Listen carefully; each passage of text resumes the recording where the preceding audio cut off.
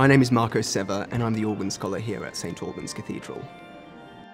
For me, the organ has always had a way of arousing the senses and drawing us closer to something much deeper and more spiritual than any other instrument really can. It's quite different to the kind of music you might experience in a concert hall or listen to in your living room at home, in the sense that it's able to evoke this sense of mystery and drama, which you can't really recreate in any other context, not least by the fact that you're surrounded by such beautiful medieval architecture. It wasn't until I was about 11 that I began to properly learn the organ. I remember foolishly the first piece I ever taught myself, which was the Toccata and Fugue in D minor by Bach. I must have spent countless hours practicing away, trying to get it under the fingers, and my feet could barely touch the pedals, but I did get there eventually, I'm pleased to say. I think it's a very exciting time to be an organist. The last few years in particular have seen a growth in interest around organs and organ music, and people are starting to see that it's not some boring old instrument you find in churches, but something much more versatile and far more spectacular.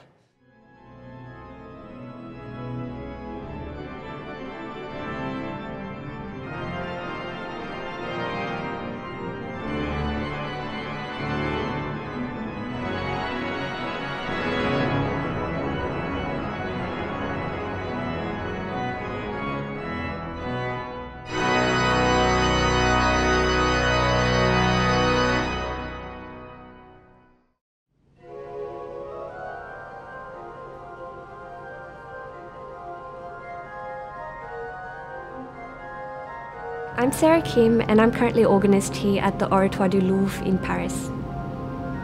One of the things I like the most about the organ is that every instrument is unique, so you're constantly adapting your playing and discovering something new.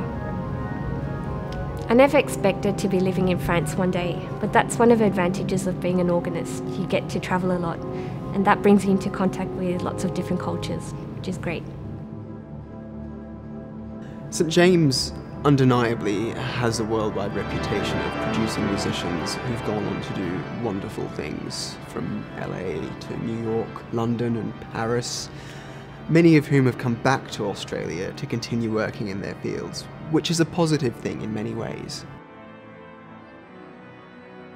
I don't think I would have made it so far had it not been for all the experiences that I've had in Sydney.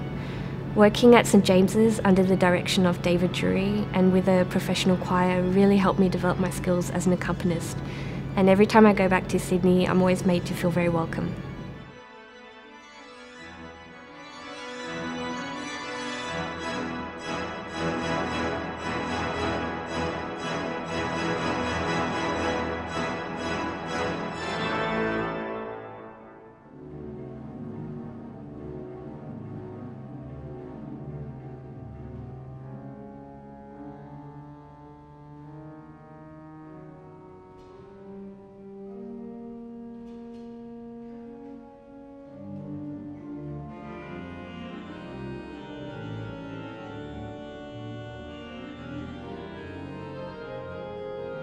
So that the Music Foundation is able to continue its work in supporting young musicians such as Sarah and myself, as well as the day-to-day running costs of the music department and of course the choir of St. James, it relies solely on the support of patrons and donors to help protect the church's musical heritage, but also to invest in the future of music making in Australia for generations to come.